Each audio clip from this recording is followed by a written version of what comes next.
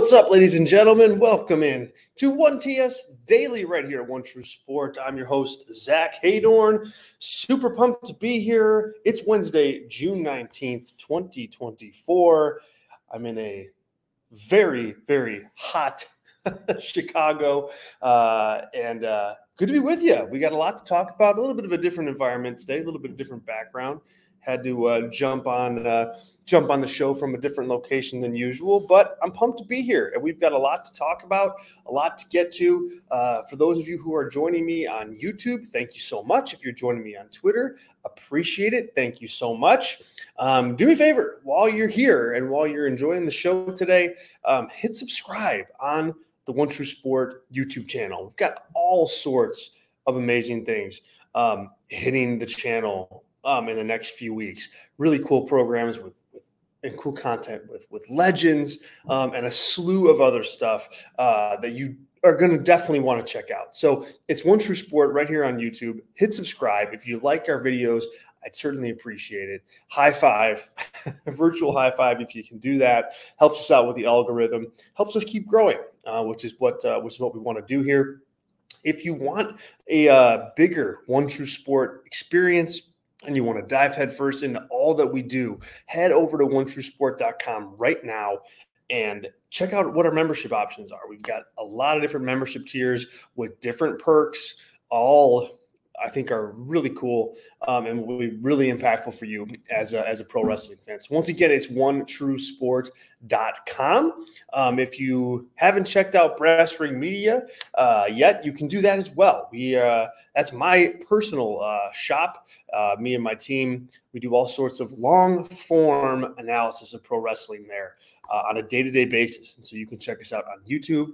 You can just search Brass Ring Media on YouTube and subscribe. You can also find us on Substack for all of our written content, including features and editorials about pro wrestling. So find us there at Brass Ring Media Substack. As for today, live chat's open, you guys. You know what to do there. Super chats are open as well if you're able to make a contribution to One True Sport and the show. I certainly appreciate it and would love to make sure that we read all Super Chat questions and all Super Chat comments before we get off the air today. We'll make sure to get to all of them. If you just want to hang out and shoot the breeze and talk a little wrestling, live chat's open. So feel free to drop your comments in or yell at me, disagree with me there in the comment section. I do have it open and looking forward to that. 1TS Daily, we're here to talk the news. We're here to talk the news of the day, the news of the week in wrestling, talk about some big shows that are on the horizon, and we will do just that today like we always do. So let's get started, and we'll start with last night's NXT.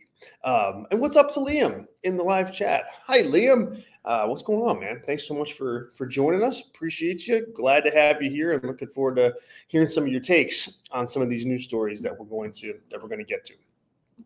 All right. So yesterday on NXT, we saw the TNA and WWE partnership continue. Maybe even classify it as reach another level, perhaps. And it was all within the framework of the big battle royal that NXT put on to crown a new number one contender for Trick Williams and the NXT Championship. That was the premise of this increased integration. And we had some pretty big names from TNA in that battle royal that Javon Evans won. Frankie Kazarian was there, but also Joe Hendry. And Joe Hendry is the guy that I was most interested to talk about here. Joe Hendry has got some buzz right now. He's got some buzz around him. He's got, the spotlight on him in terms of kind of being an overstar with the pro wrestling diehards, having a really interesting gimmick, having a popular song that has kind of gone viral. So he's, a budding star in the making that crossed over to TNA or to NXT, but not just for a match, but for an angle. his involvement in the Battle Royal was short-lived. He was the first person thrown out, and everybody in NXT, everybody in the Battle Royal, if you missed the show, kind of ganged up on him at the beginning and tossed him out right away. But that wasn't the end of his night. He had a backstage encounter with Shawn Michaels and talked about how he'd be back, and talked about how Shawn kind of like stacked the deck against him, so to speak. So this had my antenna go up as far as what this means. This wasn't, Jordynne Grace coming in for a match with Roxanne Perez, doing the match, and then leaving. We haven't seen Jordynne Grace on NXT since.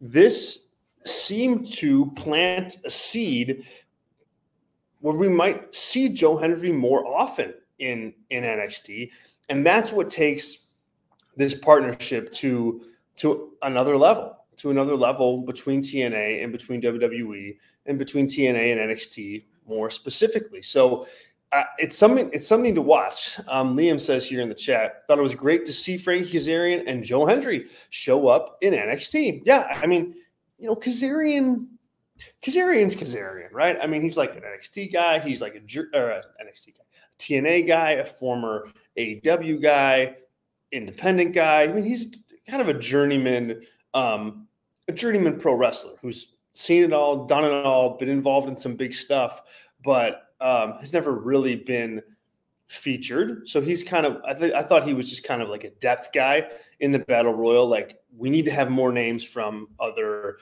locker rooms, from other companies. Kazarian's a go-to guy for that. Totally smart to have him in that environment. But again, Joe Hendry is the guy that stands out. So this is the question I pose to you if you're watching in the chat or if you're watching on YouTube or Twitter. My question here is, what do you think the future is for Joe Hendry in NXT? Like, do you read it like I read it, which was, hey, this is the start of something. This is the start of something with some potential.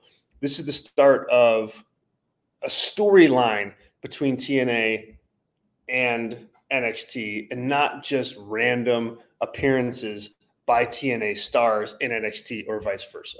Because that's how I saw this. Because it's weird, right? It's weird, like, for TNA to agree to send Joe Hendry there for that kind of treatment, if that's all it was. If Joe Hendry was going to show up in NXT and get eliminated like that in quick fashion with almost no fanfare or drama or anything, I think if I'm TNA, I'm going, no thanks. Joe Hendry, is an important act for us. He's got some buzz right now. He's one TNA talent that has some buzz behind him. Like, we're not going to, sacrifice him like that just because, WWE and NXT want that. Like, he's too important. And on the flip side, if you're WWE and you're NXT and you want to cultivate this notion of, hey, people from TNA are going to come into the promotion and work, you don't want the perception to be, when you do feature those talents, that, oh, they just get treated like garbage and they get eliminated in battle royals in 5 seconds or whatever it was. So it just doesn't make sense to do this to Joe Hendry if there isn't like a longer term play here, if there isn't something in the works, if this isn't part of a broader story. And I think that's exactly what is on the horizon here for Joe Hendry and for TNA and for NXT. Is like, we just need to wait now and see what that storyline is and how does it progress and how does it pivot, how does it change, how does it, does it continue to happen? Does something happen to Kazarian, where, he gets treated poorly? And does this lead to like a big talent coming over from TNA, like a Josh Alexander or something of that nature? So I think there's a lot of opportunity to move this thing forward, but I don't think this is NXT and WWE just totally crapping on Joe Hendry. I saw a lot of that on social media last night and this morning, talking about this, the debut of Hendry in NXT and how disappointed they were. And it's like, okay, yes, on one hand, you could certainly look at it as, oh man, total burial. But, the other way to look at it is, and I think the correct way to look at it is, Hendry got an entrance. He got an entrance at the top of the show. Not a lot of other talent did. The show started with most of the Battle Royal competitors already in the ring. So he got attention. He got focus. The spotlight was on him. He was a star. He was a focus of the match. So all of that stuff matters. Like, this wasn't, again, I don't think this was a burial. Now, maybe in a couple weeks, we'll be on the show, we'll be chatting up, and someone in the chat's going to go, Zack, what were you talking about, man? Look at Hendry now. Just total garbage. Hey, weirder things have happened. It's a possibility.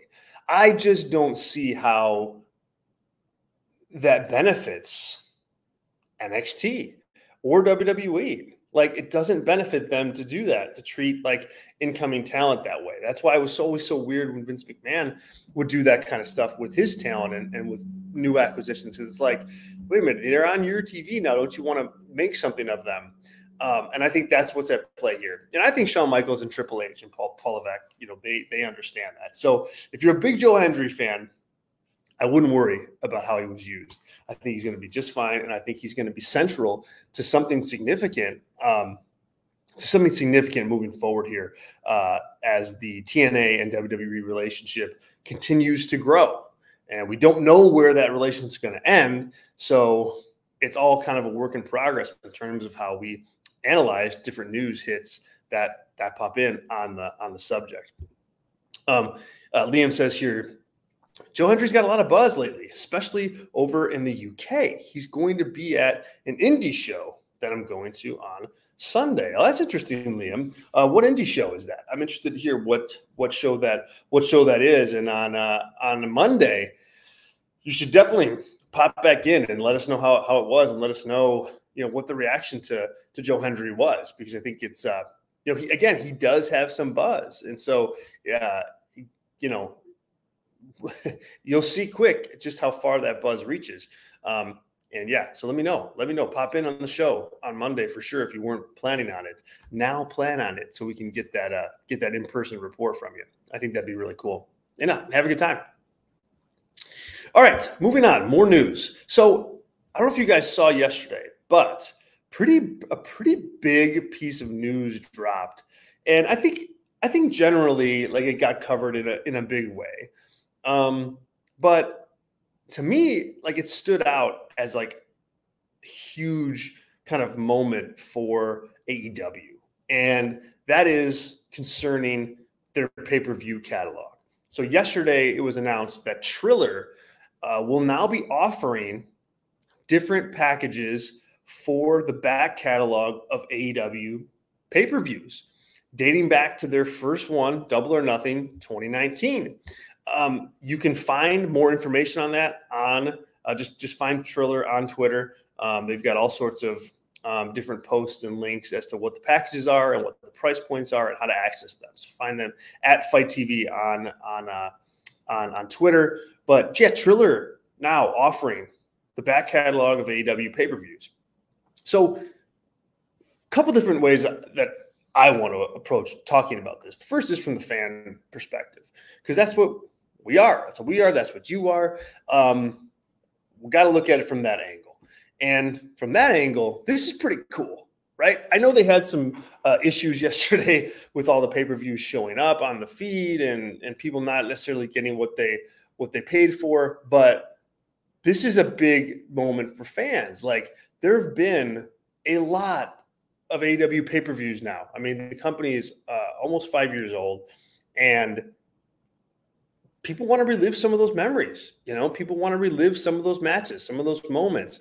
I mean, there's been big matches throughout AEW's history. Like, I think back to pre-pandemic and a match that I was at that I still have not seen again or really not even again, but I haven't seen on television is Kenny Omega and Hangman Page versus the Young Bucks at Revolution 2020, right before the world shut down. They had like this epic tag team match, and I saw it in person, and it was epic, but I didn't get to relive it. And I'm excited. I'm excited to do so. Andrew says here, about time they did something. Yeah, I mean, it is. I mean, it is about time. And there's other matches out there. Cody versus Dustin. As soon as I get my hands on and get signed up, like that is going to be a match that I watch. The first Double or Nothing, Cody versus Dustin. I thought that was a 5-star match. Tremendous storytelling, great match. And you can keep going. MJF versus CM Punk in the dog collar match. That will be cool to see. The Young Bucks against the Lucha Brothers in the cage match at All In 2021. That will be fun to see again. I mean, you have just so many of these matches that are now going to be available to fans. And I think that's really cool. And as Andrew said, a long time coming. Andrew said, best match I've ever seen live. That's the Lucha Brothers Young Bucks match. Andrew, is that what I'm gathering that's what you mean? That was in my backyard here, and I wasn't at the show. Shame on Zack for that. Goodness gracious. Wasn't there, should have been. That pesky pandemic kind of kept me away. Oh, okay. He's talking about Dustin versus Cody. Yeah. I mean, that is pro wrestling brilliance right there. One of my favorite matches. I reviewed it for the Torch when I was working with PW Torch and Wade Keller. Did like a frame by frame, match breakdown of the match and of the art of it and all that. And it's just a wonderful piece of work, and nobody's seen it for a long time. And now it's available. So from a fan perspective, this is good. This is a strong move, smart of AEW to do that. And, thumbs up to that. Now, on the business side of this, though, it makes me wonder a little bit what's on the table for AEW concerning, a television deal, a potential streaming deal, and a potential catalog deal for their shows and their events. Because to me, you'd think that okay, the TV deal's coming up. You're going to announce some kind of renewal or some kind of new TV deal in the next, 5 months here. I mean, sooner than that, right? I mean, you've got 2025 looms. It's less than 6 months away pretty much. So that announcement is coming in one form or another, whether they stay with Warner or go somewhere else or what have you.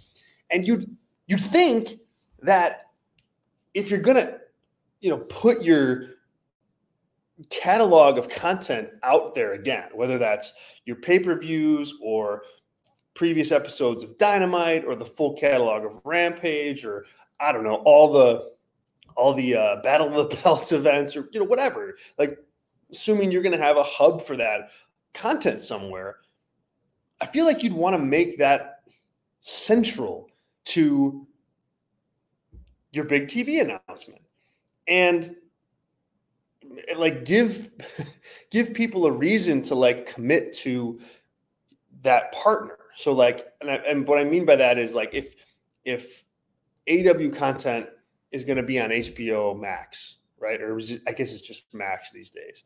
If that's where it's going to live, you don't want really people to access it elsewhere first, because that first entry point, that first time of, oh my God, I'm going to buy this package and I'm going to watch Dustin and Cody again. I'm going to watch those Young Bucks matches again. That first only happens one time. And you think you'd want that to be with your signature content partner, whether it's Max or somebody else. And so the fact that this is coming out earlier and with a property like Triller, which is, a good property. And I think, been effective for AEW for a lot of events, especially recently after all the bugs and stuff with the Bleacher Report app. This is good, but it tells me that things on the TV deal front may not be going as swimmingly as Tony Khan may like, or there may be certain pieces of it that aren't involved, like Tony Khan may like. That's what this tells me, because I don't see, if this was 3 years ago, okay, that's fine. You don't want to wait 3 years to get your pay-per-views out there, and you want people to watch them again. You can make a little money while you do that. Okay, get it. But you're going to wait all these years, and then 4 months before you announce a big deal, you're going to just release them? It doesn't seem plausible to me that would be the case if something significant is going to be announced on that front with a major television partner. So it's something to watch. Like I said, from a fan perspective, totally good. It's exactly what you want. You want access to those shows. That's great. But from a business perspective, it's curious. The timing is curious. And yeah, it makes me think that Tony Khan just isn't getting the offer that he wants, or the complete offer that he wants for all of his AEW stuff. So something to keep an eye on. As it drops here. Once again, you can head over to Triller on Twitter or X and get all the information of how you can order, the AEW pay-per-view packages and watch some of those past events. I think I know you'll be happy if you do, because there's some really good shows in there and some really good matches in there too. Okay, Liam jumped in here and answered our question. It's a new startup indie promotion here in the UK called Burning Heart Pro Wrestling. I believe James Drake and Zack Gibson are promoting it, aka Jagger Reed and Rip Fowler in NXT. Yeah, cool. Well, that's awesome. That should be a good show. I mean, those guys are smart. Clearly, they're bringing in some talent if Joe Hendry's on the card. So yeah, you should have a fun time, Liam. Definitely check in and let us know what it was like and how it was. Cool. Appreciate it, Liam. Andrew jumping in here with a good question. What has Tony Khan, done to earn a larger offer? Boy, that's the question, man. I mean, oh, man, that's a complicated question. I feel like I could do, one TS daily for 5 hours, on that, because it's such an intriguing topic. And I love to do that. But, the short answer, Andrew, is nothing. I guess that's kind of the short of it. From a company growth perspective, or a talent creation perspective, or, ticket sales perspective, pay-per-view perspective, all those numbers are down. They're all down. So from that, with that data, in bright lights, it's hard to look at what Tony Khan has done with AEW in the last year and a half and go, okay, we're going to give you this huge offer. At the same time, what he has done is accumulate wrestlers, and he showed the ability to fill time, on television. And that's a hot commodity right now. So that's what he's done to earn a larger offer. Like, he has, a hot commodity, and that every time AEW Dynamite's on the air, it's going to get somewhere in the ballpark of, right now anyway, 700,000 to 800,000 viewers, right? And it's going to perform pretty strong in the demo. It's going to be a top 5 show that night on cable, and that's worth something. Like, that is worth something. You may not think that it should be worth something, but it is worth something. That is worth some dollars. I mean, the licensing fees on these shows are huge, because television needs to stay relevant. And so that's what he's getting, or that's what he's done to earn an offer here, is that consistency. 52 weeks of programming, 3 times a week. There's value in that, for better or worse. And that doesn't mean the shows are good. It doesn't mean that he's built stars. It doesn't mean that the storylines are great, but there's an infrastructure for content, and that matters. And I think he, is capitalizing on that, or he's going to try try to capitalize on that anyway. Andrew says here, and he's getting spanked by an established company that puts their marquee event on a platform that costs $5.99 a month. Well, hey, man, that's part of that is why he's getting spanked. I mean, like, I think it's easier for people to commit to watching WWE these days because you can get all the shows. I remember like when I was coming up watching wrestling, like I was begging for those pay-per-views. And I still became a fan, even though I didn't get to watch all of them. But, man, I can only imagine if I had all that stuff at my fingertips for $5.99 a month.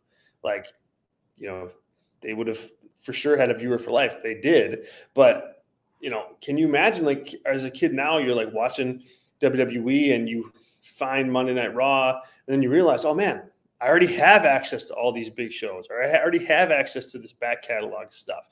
Like, that's a gold mine. That's a treasure trove. And so, yeah, I mean, so I think, yes, he's getting spanked by that, but I don't think it's a negative that they put their marquee event on like that. I think that's positive. Yeah, Andrew responding back saying, kids don't even know how hard it was for guys like us that had to wait for a VHS. Oh, man, you're not kidding. Just waiting at Blockbuster, man. Checking the wall of wrestling DVD or not even DVDs, wrestling tapes every single week over the summer in particular. Whew, boy, those were the days, man. Those were the days. Although it's way easier now just to fire up Peacock, but those are the days nonetheless. All right, let's keep going here. Boy, our time goes by fast. Let's preview AEW tonight on TBS. We've got MJF versus Roosh. That match is going to be commercial free. That's going to kick off the show. AEW World Champion Swerve Strickland and Will Ospreay are going to meet face to face in the ring. It's going to be Claudio Castagnoli versus Pac in an Owen Hart Cup tournament. The Young Bucks will take on the Acclaimed in a title eliminator match. Tony Storm and Mina Shirakawa are going to sign the contract for their women's championship match at Forbidden Door. Tony Khan's also going to reveal the brackets for the men's and women's Owen Hart Cup tournaments. And finally, Mark Briscoe, Kyle O'Reilly, Orange Cassidy, and Dante Martin are going to take on Kyle Fletcher, Roderick Strong, Konosuke Takeshita, and Zack Sabre Jr. In an 8-man tag. So, I don't know. I think that's a pretty stacked show, if you ask me. MJF versus Roosh has been building for quite some time. I'm not expecting a true finish here. That last week's big brawl tells me that this match is going to also be a big brawl. And my guess is they land somewhere in this match that leads to a Forbidden Door match between those two with some kind of special, I don't know, street fight stipulation or something to that effect. But that'd be my guess. The thing I'm looking forward to most on this show, and I think the thing that's most important for the show in general, is the face-to-face between Swerve Strickland and Will Ospreay. They hit a home run with that last week. Ospreay and Swerve delivered. We talked about it right here on the show last Thursday, that those two delivered like stars. Like sometimes you need your stars to step up. And last week they did. They got another chance to do that this week. I mean, Forbidden Door without this match is kind of a weaker Forbidden Door, kind of a weaker card. And this match makes it not a weak card. And they need to feed this with as much momentum as they can. And so I want to see Swerve and Ospreay really lay out some stakes that aren't just the championship, but stakes about what it means to win the match, like their backgrounds, like how they got to this point. Like you need them to deliver in a big moment here and cut a huge promo. I mean, these promos are important for the pay-per-view. You're just trying to sell pay-per-views, and I think you need your stars to shine bright. And so I'm looking forward to seeing what they do given the spotlight. It's also going to be really interesting to see the brackets for the men's and women's Owen Hart Cup tournaments. As we know, the winners of those tournaments are going to get title shots at All In. So the brackets are going to be fun to analyze with that major prize at the end of both tournaments. In the past, we've seen AEW tournaments just not have the star power they deserve with big stakes on the line. We've seen world title tournaments where it's like you don't even have all the top world title contenders in there, but you have a bunch of jobbers because you need someone to do jobs, right? Like that's been a part of these tournaments. I hope with such a huge prize at the end of the tunnel here, we see a bracket that's full of top tier talent, and Claudio and Pac, that's not a great sign because I think you need Moxley in there. You need Danielson in there. You need MJF in there. You need all these top, Okada, I think you want in there too. Like that's how you make the tournaments mean a lot and make it worthy of the stakes that are on the line. So hopefully we do that. They do that, but we'll see tonight on Dynamite. We'll cover it all tomorrow right here on 1TS Daily as far as what happens. Okay, let's wrap up here with your 1TS Daily News nuggets for June 19th, 2024. WWE and MLW are at odds again in the courtroom. This time over a trademark for the Hart Foundation. SC Scoops reporting on June 13th, WWE requested a 90-day extension and opposed MLW's registration of the Hart Foundation trademark that has already been granted, by the way. They have until September 11th to file an official opposition to the trademark. So they're at it again. They just settled, in court on a different issue, MLW and WWE. So these two, they just can't stay away from each other, can they? They just can't get enough. But I mean, I don't know. I don't know, patent law, right? Or anything close to it. But it seems to me that MLW is going to have a hard time here just because, Hart Foundation, could WWE have been so egregious to not file a trademark on the Hart Foundation? Like, if so, shame on them and good on MLW for jumping on it. But Hart Foundation is pretty synonymous with WWE, so we'll see what happens with that.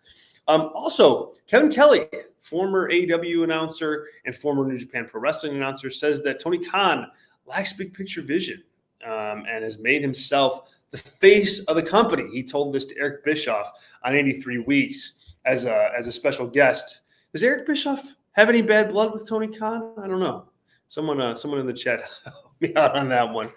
I don't know. Again, with these comments from Kevin Kelly, I view them as, kind of a disgruntled employee, trying to get some comeuppance. And Eric Bischoff is not a very credible source when it comes to AEW discussion. And so, believe this with a grain of salt is all I'll say. Now, I think there's some truth in it. I think that Tony Khan does lack a little bit of a big picture vision. I think he's getting better with it slowly. And he really has been himself the face of the company. Kevin Kelly's not wrong about that. And I don't think you want that if you're him. I think that's part of the reason why, he gets a lot of flack sometimes for what he says, because he's the guy out in front of the company. It's not the stars. The stars are on the show, but, Tony Khan gets the most attention for anything he says or does about WWE, about AEW itself, about pro wrestling. He is the face of the company. So while I think Kevin Kelly out there talking about AEW is in bad faith, and if he was still employed there, obviously he wouldn't be doing this, and he'd be happy to cash those AEW checks. I don't think that his criticisms that he pointed out are wrong. Let's put it that way. Last but not least, Hardy Boys will officially join TNA's summer tour beginning next week. So they're back. They're back as a team. They're in TNA. No word on whether or not they've signed a contract yet, but they are there, and they will be a part of the TNA summer tour that TNA announced and began last weekend right here in my backyard in Chicago. Hardy Boys are back. All right, what's up, David? Sorry that we have to say hi and bye, but that's kind of what we have to do. Thanks so much, everybody, for joining the show today. Appreciate you. Thanks for all your comments and for your questions and for the live chats.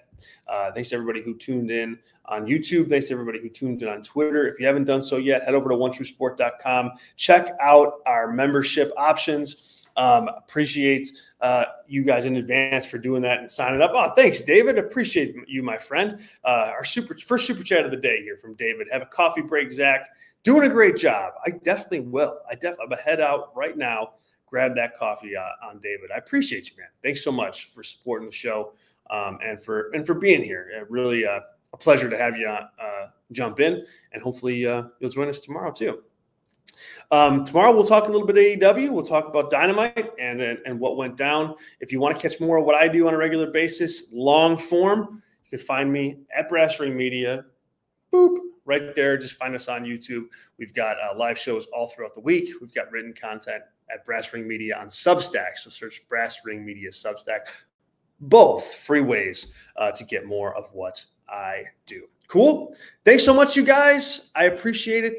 We'll catch you tomorrow. Same time, same place, 11 Eastern, 10 Central, right here with 1TS Daily on OneTrueSport.com. See ya.